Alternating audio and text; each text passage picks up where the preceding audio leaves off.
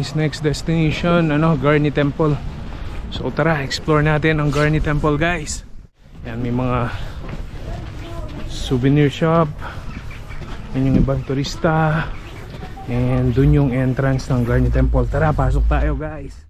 So ayan, may mga souvenirs, foods, mga paninda ng mga tourists, pomegranates. So guys, meron siyang bayad, meron siyang ticket, 1,500 dram. So 15 AED yan. Tignan natin ang pag-explore ng Garni Temple guys. So join me. So yan, yung mga tourist. Yan, may mga coffee shop ata yun. Yeah, coffee shop. Cute ng pusa oh.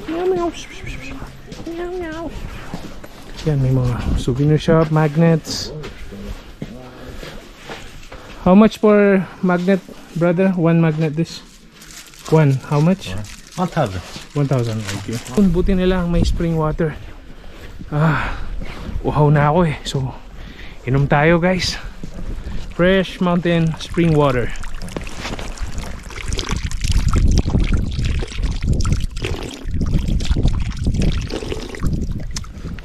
So refreshing guys.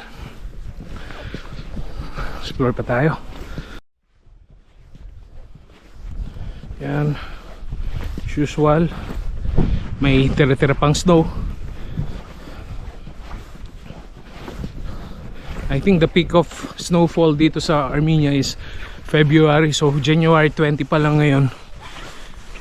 Nag-i-snow na pakonti-konti, pero yung full snow talaga, makapal na snow is let's say February yata. So it's the best time kapag nag-snow hunting ka, snowfall hunting, punta ka sa Armenia around February. So itong temple na to is like ancient Greece temple. So hindi ganito siya. So guys, explore natin Garni Temple, Armenia. So ayan ang na-excavate. This is the ruins of like a residence of some royalties according to Armenian history. Yan ang nahukay nila. So yan guys. So check natin yung surrounding mountains. Grabe ang lamig. Yan siya guys oh. So yan ang Garni Temple. Sarap ng hangin dito. Ang lamig. Whew. Super fresh air. Cold fresh air from the mountains.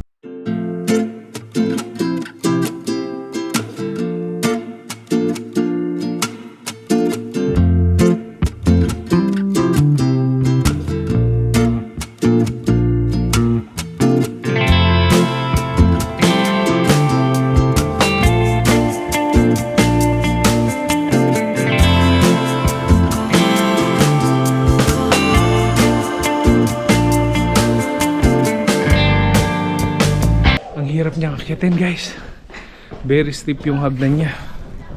So yun, so ganito lang yung loob niya guys ng Garni Temple. So dati ata meron silang rito, parang merong Greek goddess na naka-display dito dati. So ayun yung beam of sunlight pumapasok dyan. So 1 hour later. So time check guys, it's 3:25. So finally andito na tayo sa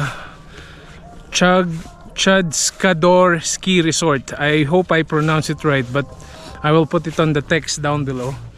So mukhang mahaba-habang akyatan to guys, so join me. So yun guys, sinara ko muna yung jacket ko at hindi na kinakaya yung lamig. Siguro I'll wear my gloves as well. Lamig, grabe. So ayan guys, naka full battle gear na tayo. Nagsuot na ako ng gloves, tsaka sinara ko na itong jacket ko kasi di na kaya ng powers ko yung lamig. So ayan, balot na ako. So panik tayo guys. Ayan, makita nyo naman, very rough naman yung snow.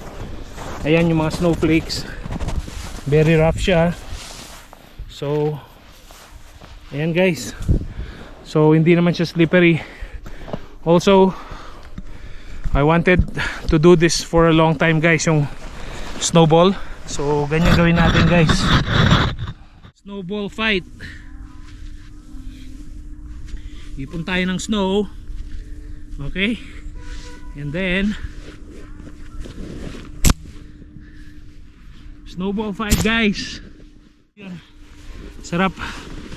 I wanted to sit on the snow. So gawin natin guys. Ayan. Snowball fight.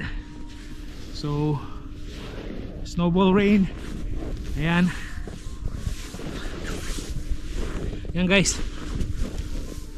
So siguro yun, para sa akin ito na yung pinaka main highlight ng Armenian tour. Guys, enjoyable. Pasyal lang kayo dito sa Armenia. Very ano siya, masarap na experience guys, especially yung snow experience. Kung gusto nyong may experience for the first time in your life yung snow, ayan, punta na kayo dito sa Armenia. And it's not that expensive as well.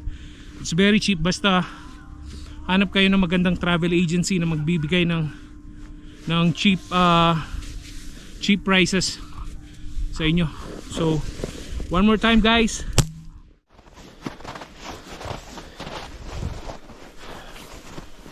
Hiningal na ako.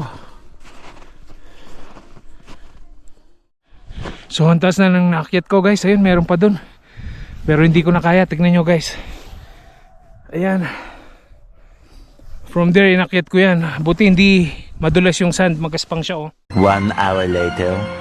So yun guys, time check 5:30. So hindi na lunch to, dinner na to guys.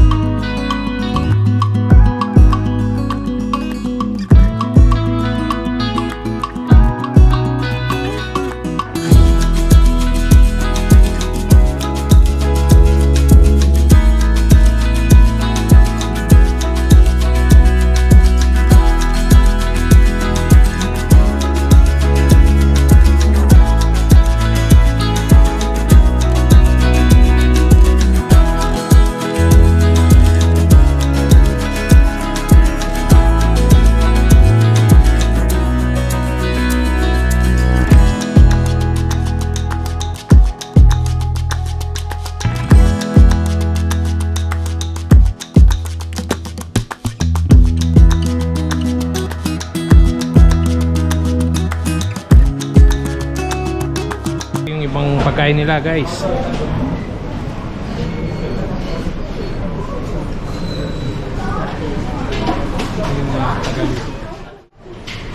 then yan, dito tayo magbabayad ng ating kinuha. Puro salad lang kinuha ko, tsaka fish cutlet.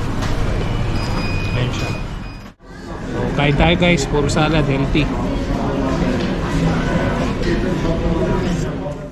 A few moments later. Ito yung view sa labas ng food court guys.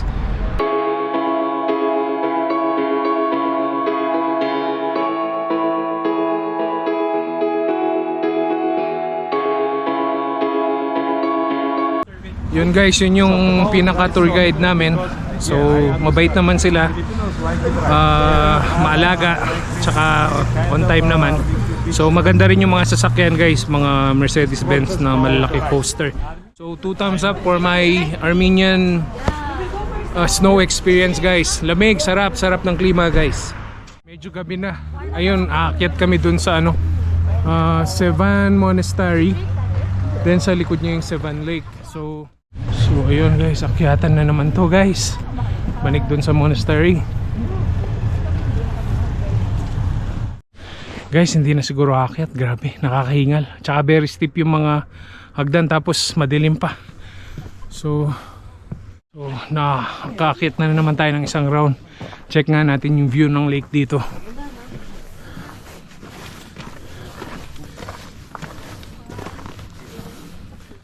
So, ayun guys, konting push na lang, maakyat na.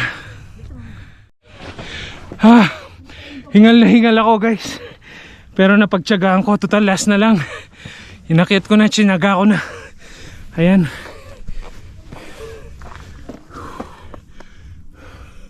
So, ayun yung Seven Lake. Tapos, ayan, nakakyat ko din. Yan na, final steps.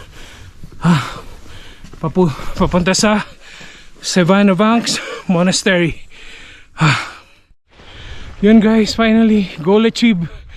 Nakakyat din tayo sa pinakatuktok. Nakita natin yung Savannah Banks Monastery. Yan siya guys. So, ikot tayo. Yan siya. Whew. Ay, nakakyat din guys. Finally, goal achieved. Day 3. So, ayun guys, third day. So, time check mga 7 AM na siguro or 7:30. It's 7:40. So, ito, nag-check-in na. Pabalik ng Abu Dhabi. So, it was a nice experience dito sa Armenia. So, guys, nandito na tayo sa waiting area. Wait lang natin dumating yung Wizz Air. Tapos, ito yung mga nabili kong pampasalubong, mga ito, Armenian chocolates. Ayan. Tapos Armenian sweets. And then Armenian dried fruits. Ito guys. So guys, I think this is our Wizz Air now. Pakita ko sa inyo. Yun guys, boarding time. As usual, ang lamig. Usok na naman bibig. Ayan. So, ayan lahat ng mga turista pabalik ng Abu Dhabi at Dubai. Ayan yung aeroplano namin. So, sige guys, boarding time na. So, continue to please like and subscribe to Angels Travel TV at iba pa. See you on the next vlog guys. Bye!